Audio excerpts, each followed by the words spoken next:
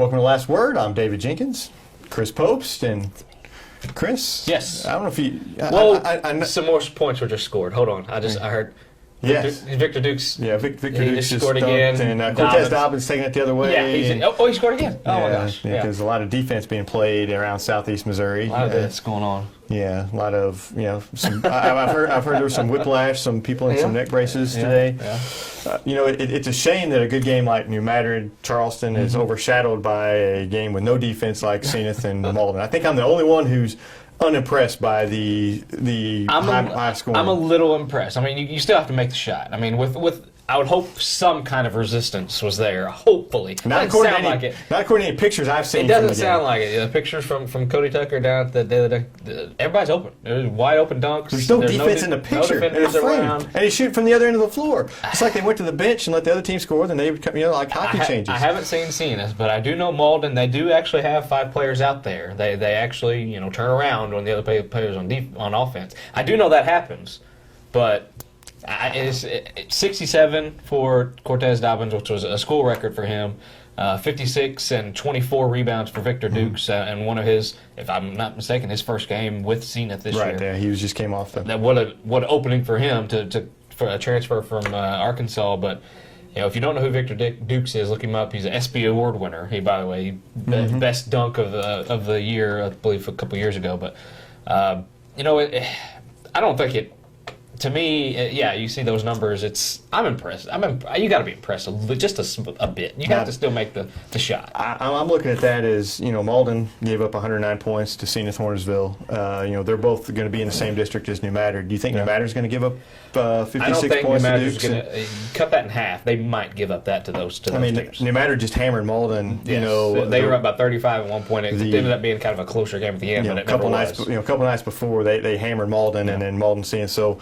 Bad district is New Madrid's to win or lose. I think so too. Zenith and Malden, I'm not. They can put up all the numbers they want to put up, but whenever they get through, if Zenith lets Dobbins score 67, how many is Jemerson going to score? Right. Dobbins is a good player. Don't get me wrong. Dobbins is a good player. Dukes is a good player. He's one of the better scorers around here as far as it goes. I've seen Dobbins play several times this year, and he's not Willie Jemerson.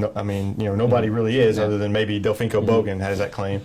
So so if he scores 67, Jemerson, you bet you rest up the night before, Willie. If you play Zenith, you rest up. See, the thing is, he won't need to. He won't need to score that because New Madrid. I was a little skeptical about New Madrid just a little bit. I mean, they've had a couple slip-ups. Obviously, they played a good team over at Carbondale and Notre Dame. I felt that was a game they probably should have won, just to kind of solidify their claim a little bit.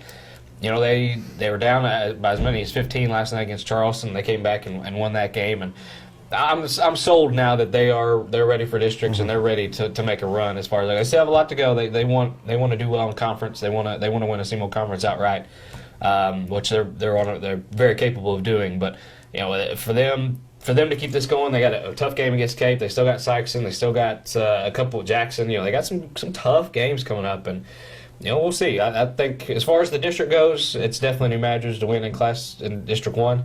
District 2, Charleston. You won't have to worry about that one either. They're going to meet again in sectionals. And, I think this was a must-win for New Madrid looking ahead to that section. It kind of had that feel. It really did. Because, New Madrid loses this game to Charleston. It's the same old. And then they play in sectionals. Charleston's up 10 points before they even take the floor. Yeah. It's just the way it works. Mm-hmm. In the mindset of kids, I think for New Madrid to win that game, they know they can beat them now. I'm not saying they will beat them when it comes to sectional time, but I think for them to have any chance to win that sectional game, I think they had to win this game, and they did. You can kind of tell that sense of urgency a little bit in this game. They didn't get too rattled, and they grind out games, and just talking to them afterwards, they didn't really seem that excited about the win. Now they were happy to win, beat Charleston. That broke 8 straight against Charleston that they first have time lost. they won there since '99. If I'm not First mistaken. time they've won at Charleston since '99 in the regular season. Now, as far as districts, I'm not really sure, but you didn't really get that feel that they were just like, okay, yeah, we can beat these guys because it's still going to be Charleston. It's still going to be a battle in that sectional, but Charleston's just going to be getting better. And they will, and they have improved a ton. they're coming off the big win against Sykeston. They got the Sharp boys. They are sharpshooters. Yeah, if you leave them open, they kind of got a polar opposite, not polar opposite, but they're kind of match up with New Madrid very well. They had Bogan is their Jimerson. They have Sharp Boys are their Palmer and Causey on the outside. They got McCauley's their inside guy. He's still sophomore. He's got some growing to do. And he's not played a lot in the last few years, so he's going to get better each and every game. He hasn't. If he can have a full year and for practice and stuff, he's got the potential to be pretty good. He's got a good touch around the basket, but.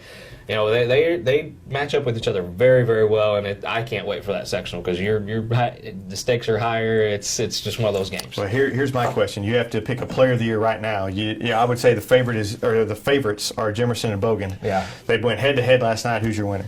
Oh man, Jimerson. He had 34 and 16 rebounds. That's a game. He doesn't get a lot of credit for his rebounding ability. He can sky. When we went over to Carbondale and we saw them play Morgan Park over in that championship game, I think he had 17 rebounds in that game.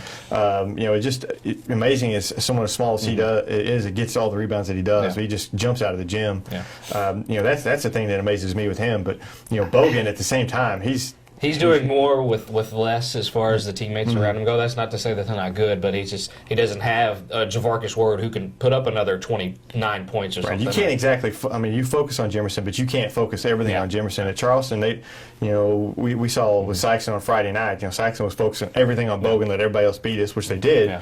But they were focusing everything else on Bogan.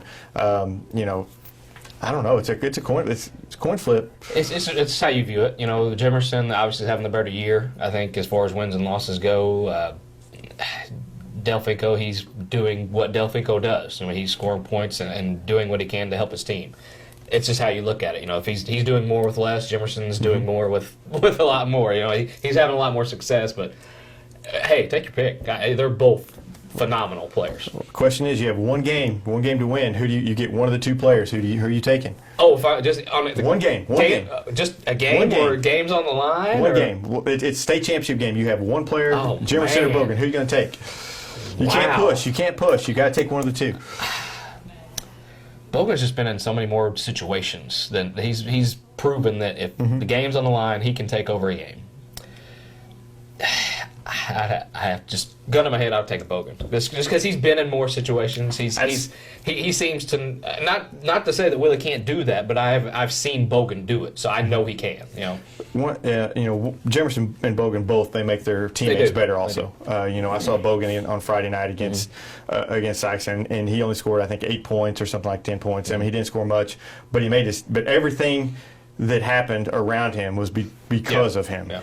And for that reason, I'm going to take Bogan. Yeah. That's a shame because Willie does the same thing. Bogan's kind of took the reins as the best player around here. Well, Willie's right there. He's not a B anymore. I think he's right there as a 1A with Delfico. They're definitely right there even. Yeah. The only like I said, the only thing is Bogan's kind of done it. I think Jimerson's just now coming to that stature. Bogan's been there for a while. Yeah. I think that's kind of gets him. That's just what it is. And you look at Bogan and what he did last year. He had a better team around him last year.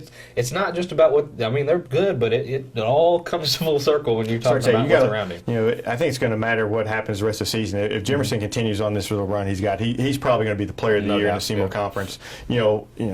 And you can't not give it to him. Yeah. It's just one of those cases where you wish it's just nice having two good players like this. After a while, for a few years there wasn't there was always just one standout, not really two or three. Yeah. So that's nice to see. And then of course like I said, Charleston had a big win on Friday night. They beat Sykeston, and Sykeston seems to be trending downward a little bit while Charleston's trending upward. Yeah, they're. You look at it; they're still pretty young. Yeah, their best players are freshmen, and that's when you rely on a freshman, you're going to have ups and downs. It really is not, and you're going to have some bright spots, and your team's going to look great. But they ran up against a juggernaut last night. You can't say that Sykes they did all they could do against this Carbondale team. Yeah, I've seen Carbondale twice now, and they're the second best team I've seen this year. And the only team I've seen that's better is Morgan Park out of Chicago when they beat New Madrid. Carbondale will beat anybody in this area. They play Cape Central on Saturday, and I imagine they'll hammer Cape Central also. They're loaded. They're seniors. They're loaded. They've got outside play, outside shooters. They've got inside play. They've got a kid named Alan Billinger who had 25 against Sykes, and he's He's an outstanding player. He's 5'11". They've got a 6'6" kid, Jordan Kelly, that take your pick. touch. The one I'm impressed with the most is a little 5'6" kid. Yeah. It's a little point guard. I remember him watching his name's Mo Jackson, and he makes them go. Awesome name. He can pass the ball. He can shoot it when he has to, but he's a darn good player, and I tell you what, that's a tough team. That's one of the toughest teams I've seen in a while. They're ranked 3rd in their class over in Illinois, and they're well coached. Their coach has won like 411 games or something. I mean, he's been there for a while and done it and won a lot of games. So I like their jerseys. They're black jerseys. I like that color scheme. That's just black. It's just I don't know. I mean, everything about them. I mean, they run a class program. Their kids are class kids. There's no antics on the floor or anything like that. They're well coached, and they were a fun team to watch. Sykeston didn't enjoy it much, but Sykeston, it's just one of those things where every program has it. They have been on top for a long time, and they're hitting a stretch where they just don't have the players to do what they need to do. Now, like I said, they're kind of young. They're going to get better. They're going to get better towards the end of the year. They're going to be in that district race. They are. They have to shore some things up offensively. I know that they have trouble scoring. And defensively, I mean, when's the last time you've seen Sykeston give up that many points? Like that, I can't remember what the final in the Charleston game was, but they're 71 against Carbondale and 72 against high 60s, 70s. They don't do that. That's just not what they do. Their press is not what it used to be. And one of the reasons is they don't have the depth. They can't run the players in and out, so they don't have the depth that they've once had, and that makes it tougher to run that press for the entire game, and you don't wear down your opponents the way they used to. You're used to at the end of the second quarter. They were the last 4 minutes of the second quarter is when they made. You would always put on a big run. It doesn't happen anymore. Now it's kind of the opposite way. They're tired, and other teams are making a run, and that's kind of one of the big things with Sykes right now is their depth, and like I said, trying to find some scoring. They've got a tough game against Jackson on Friday night. Jackson, Blake Reynolds injured last week. He played all last night. Yeah. But came back and played and is supposed to be playing on Friday night. So he may not be at 100%, but that's going to be a game that Sykes is looking toward. Like it's almost a must win for Sykes. They're getting into some tough. I mean, their schedule doesn't get any easier. I don't know what you can say about this, but every game now that I think it is a must win. It's just to help them in their psyche. I start to say they've got a lot of young kids, and when you start losing games and stuff, it gets in your head, and then it starts building up. You struggle to shoot the ball. Sykes started.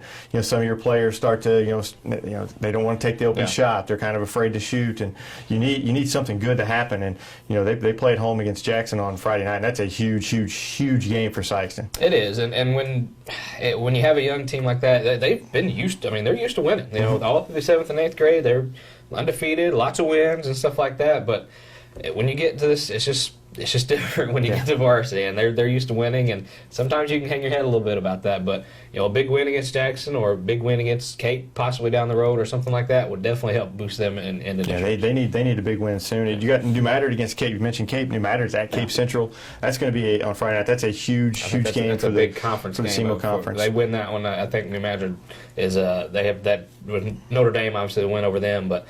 That's a big win conference-wise for them if they pull it off, and it gives them further puts them in the driver's seat for that conference. Yeah, New Madrid, Jackson, Notre Dame, those three, and Cape Central. I mean, any of those four, and you throw in Poplar Bluff, who's they're tough, and they've got Jackson on Tuesday night. Poplar Bluff does at Jackson. That'll be a tough game. More tough games. Charleston at Scott Central on Friday night. Charleston doesn't get any easier for them. No, that's Charleston, Sykeston, New Madrid, then Scott Central. It's always this time when they have this. Scott Central took care of Charleston in the Christmas tournament. That was surprising to me. I think it's going to be flipped. I think it's going to be flipped. If Charleston, they've gotten better, like I said, and I don't know. It's just I think it was 89-80. The final was. I was just a little surprised about that outcome. I didn't, Bogan was off a little bit. He didn't shoot very well. He didn't, It's tough to beat tough to beat Charleston twice in one season. It is. But you're playing at Scott Central. Scott Central's been rolling. I know they haven't played the competition that Charleston has. They just demolished East Prairie Tuesday night. They have one guy back from after the second semester. They got another body, which is good for them because they were pretty small on numbers. But it's going to be a great game. I'm going. I'll be there. Where are you going to be? You going to be there? I'm going to be a Jackson Sykes then. So yeah, probably another blowout. But oh, they were talking about trying to give them some positives, and you just throw them under the bus like that. It's not been a great week for me, folks. It's not been a great week. I've seen blowouts and haven't seen good games, and just not been a good week. Dang it! There you go. Let it out. This is therapy session. Let it out. Just not been a good week. Right. It's okay. It all gets better. It all gets better. It all works itself out in the end. It better. There's going to be some Sykes and postal there's your share of lining. It'll all work itself out in the end. You're getting better. You're getting better for next seasons to come. There you go. There you go. And silver lining. We'll try to do better for next week. As silver we'll see. Lining. There you go. Silver lining. We'll see you next week on The Last Word.